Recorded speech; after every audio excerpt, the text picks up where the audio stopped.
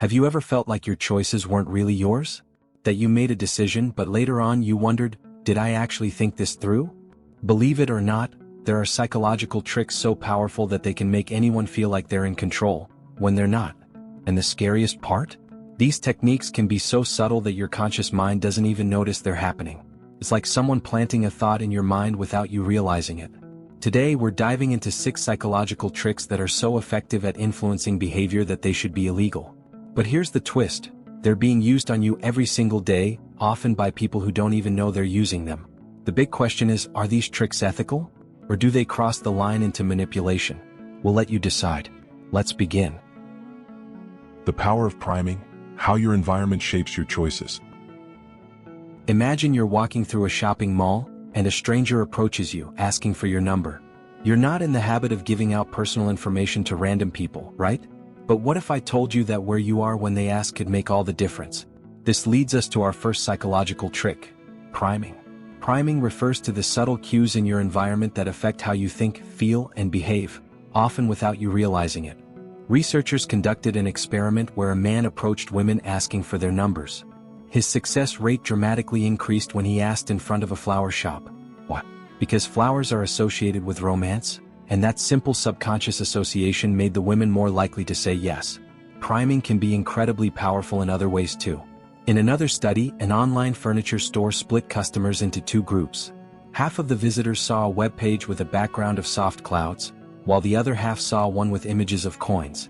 Those who saw the clouds were more likely to focus on comfort when choosing furniture, while those who saw coins fixated on price. None of the participants believed that the background influenced their decisions, but it did. Here's the key takeaway: your environment primes your brain to think in certain ways, and this happens before you even realize it. This leads to the question: how many of your everyday decisions are actually influenced by your surroundings? And more importantly, are they your decisions at all? Anchoring, changing perception through contrast. Imagine this scenario. A salesperson is trying to sell you a car for $30,000. You think that's a bit pricey, so you negotiate. But what if, before they even mention the $30,000 price tag, they casually said, "Well, it's not like I can charge you $100,000 for this car." Suddenly, that $30,000 doesn't seem so bad, does it? This is the psychological trick known as anchoring, and it works by presenting a ridiculously high or low number before giving the actual price. Your brain anchors on the first number it hears, so when the real price is revealed, it feels more reasonable in comparison. Cialdini's persuasion dives deep into how anchoring can reshape our perceptions, often without us noticing. This tactic is used in sales all the time. For example, when a salesperson mentions an outrageously high price first, they are anchoring your expectations. Even if you don't consciously accept the high number, your brain still uses it as a reference point. Suddenly the actual price seems like a bargain. Anchoring isn't just about money.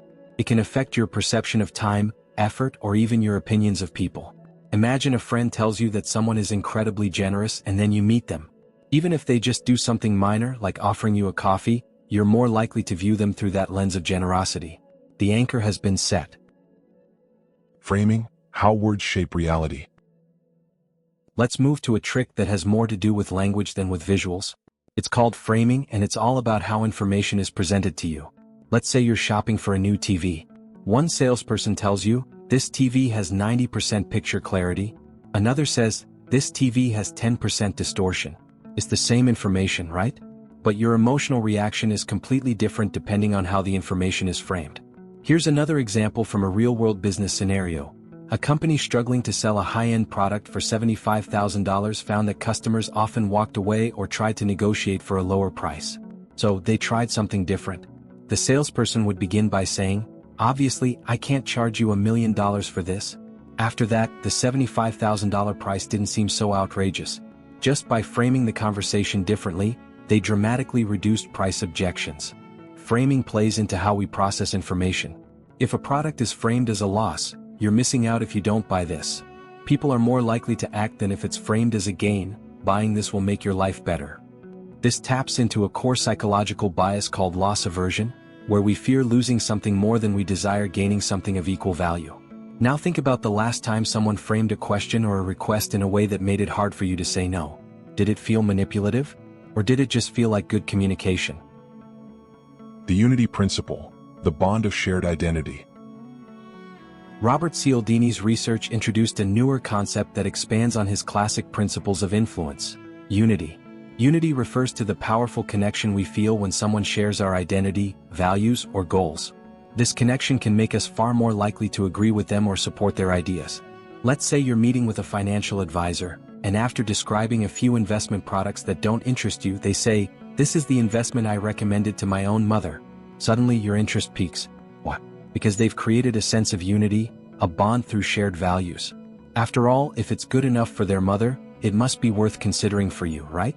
In fact, unity doesn't need to be about family. It can be as simple as someone saying, "We're both part of the same group."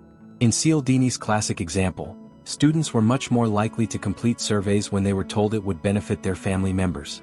This taps into a deeply ingrained desire to protect and support those with whom we share an identity, even if the connection is only implied. The next time someone tries to use this on you, pause and ask yourself, is this shared identity real, or are they just using it to get me to agree with them? The power of commitment and consistency. Stick to your word.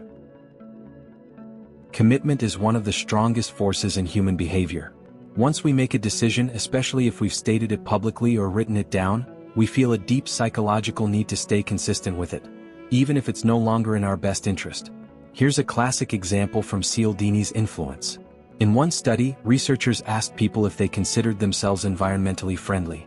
Most people said yes. Then, the researchers asked if they would be willing to put a large, unsightly sign in their front yard that said "Drive safely." Surprisingly, many agreed, far more than in a control group that wasn't asked about their environmental values. Why? Because once they'd committed to the idea of being environmentally conscious, they didn't want to contradict themselves. This tactic is commonly used in negotiations. When a small commitment is made at the start of a conversation, the person feels a subtle pressure to stay consistent with that commitment as the negotiation progresses.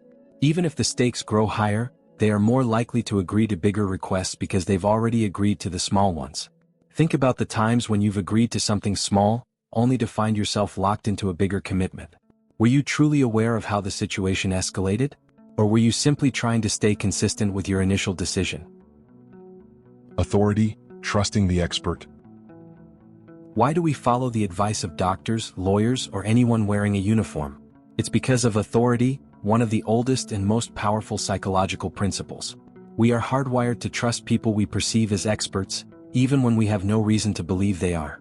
In one of Cialdini's famous experiments, participants were more likely to follow instructions from a man dressed as a security guard than from the same man dressed in plain clothes, even though the instructions were exactly the same.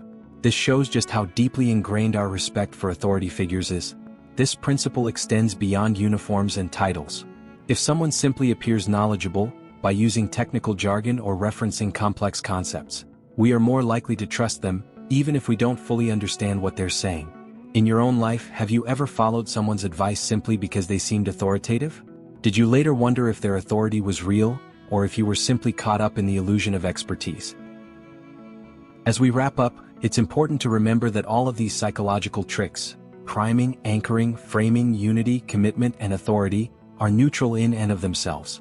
They can be used ethically to create positive outcomes, or they can be misused for manipulative purposes. The key is to be aware of these techniques, both in your own behavior and in the actions of others. When used responsibly, they can help you communicate more effectively, build stronger relationships, and navigate the world with greater awareness. But here's the big question. Where do we draw the line between influence and manipulation? Can these techniques be used ethically, or are they inherently deceptive? Leave your thoughts in the comments below. If you enjoyed this video, don't forget to hit the like button, subscribe, and share your ideas. And remember, this video was narrated by an AI, so if there were any mispronunciations, feel free to let us know. Your feedback helps us improve.